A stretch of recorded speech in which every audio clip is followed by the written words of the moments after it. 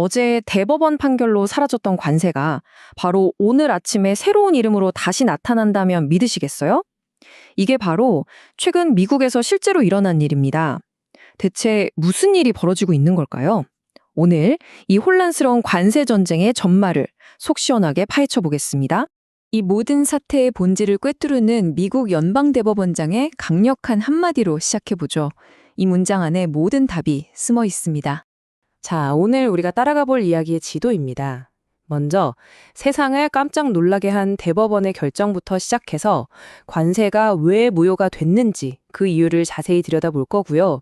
그 뒤에 이어진 반격, 그리고 대통령이 쓸 수 있는 다른 카드들은 뭐가 있는지, 그래서 앞으로 우리에겐 어떤 영향이 있을지 차근차근 짚어보겠습니다.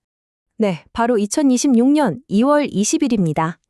이날 미국 연방대법원은 지난 몇 년간 이어져 온 무역 분쟁의 판도를 완전히 뒤집는 아주 획기적인 결정을 내립니다. 이 판결의 파급력은 정말 어마어마했습니다. 국제긴급경제권한법, 우리가 보통 IEPA라고 부르는 이 법을 근거로 부과됐던 모든 관세가 전면 무효가 된 거예요. 이게 무슨 뜻이냐면 그동안 관세를 냈던 기업들이 무려 1,750억 달러, 우리 돈으로 약 240조 원에 달하는 엄청난 돈을 돌려받을 수도 있게 됐다는 거죠. 아니, 그런데 대체 왜 이런 결정을 내린 걸까요? 그 이유가 사실 아주 흥미롭습니다. 바로 미국 헌법의 아주 근본적인 원칙으로 거슬러 올라가거든요. 핵심은 정말 간단합니다. 미국 헌법을 보면요, 아주 명확하게 나와 있어요. 외국 물건에 세금을 매기는 권한, 즉 관세 부과권은 행정부 수장인 대통령이 아니라 국민의 대표 기관인 의회만 가질 수 있다는 겁니다. 이때 대법원이 꺼내든 논리가 바로 주요 질문 원칙이라는 건데요. 이걸 쉽게 풀어서 설명하면 이런 거예요. 이봐, 관세는 나라 경제 전체를 뒤흔들 수 있는 어마어마하게 중요한 문제잖아. 이런 걸 의회가 명확하게 해도 좋다고 허락해 주지도 않았는데 국가 비상사태라는 애매한 법조항 하나만 믿고 대통령이 마음대로 결정하면 안 되지. 바로 이겁니다. 자, 이렇게 관세가 사라졌다는 안도감이 퍼지나 싶었는데 그 안도감은 하루도 가지 못했습니다. 법원 결정에 대한 행정부의 반격이 정말 그야말로 즉각적으로 시작됐기 때문이죠. 이 타임라인을 한번 보세요. 정말 숨 돌릴 틈도 없죠? 오전에 대법원 판결이 나왔는데 바로 그날 오후에 트럼프 대통령이 알겠다, 그럼 IEPA 말고 1974년 무역법 122조를 근거로 10% 관세를 새로 부과하겠다고 발표합니다. 그리고 심지어 다음 날에는 SNS를 통해서 그걸 법이 허용하는 최대치인 15%까지 바로 올려버려요. 하루 만에 모든 게 뒤바뀐 겁니다. 바로 이 말이었습니다. 즉시 법적으로 허용된 최대치인 15%로 올리겠다.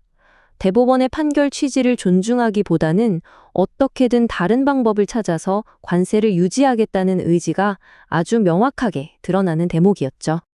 자, 여기서 다들 이런 생각이 드실 겁니다. 아니, 대법원이 안 된다고 했는데 어떻게 이렇게 쉽게 다른 법으로 관세를 또 매길 수 있는 거지? 그 비밀이 바로 대통령의 관세 도구함에 숨어 있습니다. 자, 이 표를 보시면 한눈에 이해가 되실 겁니다. 대통령이 쓸 수 있는 카드가 하나가 아니었던 거죠. 이번에 무효가 된 IEPA는 국가 비상사태라는 아주 포괄적인 명분을 쓰는 카드였어요. 그런데 이게 막히자마자 이번엔 국제수지 적자가 심각하다는 이유를 들어서 무역법 122조라는 카드를 꺼내던 겁니다. 이 카드는 최대 15%, 150일이라는 제한이 있죠. 그뿐만이 아닙니다. 국가안보를 명분으로 하는 232조는 철강이나 자동차에 이미 쓰고 있었고요. 앞으로가 더 무서운 건 저기 보이는 301조 불공정 무역관행 카드인데 이건 관세 상한선도, 기간 제한도 없어서 가장 강력한 무기로 꼽힙니다. 이렇게 각기 다른 법적 근거와 조건을 가진 도구들이 이미 준비되어 있었던 겁니다. 네, 그래서 우리가 계속 들어왔던 철강이나 자동차에 대한 높은 관세는 바로 이 232조를 근거로 한 거였어요. 국가 안보라는 전혀 다른 명분을 사용하기 때문에 IMPA 판결과는 상관없이 지금도 그대로 유지가 되고 있는 거죠. 그리고 앞으로 정말 주의 깊게 봐야 할 게 바로 이 301조입니다. 이건 특정 국가를 딱 집어서 너희 무역 관행이 불공정하다고 결론 내리면 그야말로 무제한적인 보복 관세를 부과할 수 있는 뭐랄까 최종 변개 같은 카드라고 할 수 있습니다. 그리고 이미 주요 교역국들에 대한 조사가 시작됐다고 하죠. 그렇다면 앞으로 어떤 일들이 벌어질 수 있을까요? 크게 4가지 시나리오를 생각해 볼 수 있습니다. 첫째, 지금처럼 122조로 150일간 버티면서 의회의 연장을 요청하는 단기적인 방법. 둘째, 301조 조사가 끝날 때까지 기다렸다가 더 강력한 한 방을 날리는 중기 전략. 셋째, 국가 안보의 개념을 더 넓혀서 반도체 같은 새로운 산업에도 232조를 적용하는 방법. 그리고 마지막 4번째는 아예 이참에 법을 바꿔서 대통령에게 더 막강한 관세 권한을 영구적으로 줘버리는 장기적인 계획까지 모든 가능성이 열려 있다고 봐야 합니다. 자, 그럼 이런 복잡한 법적 줄다리기가 우리 같은 일반 기업이나 다른 나라 경제, 그리고 투자자들에게는 구체적으로 어떤 의미일까요? 우리나라 입장에서 보면 정말 희비가 엇갈립니다.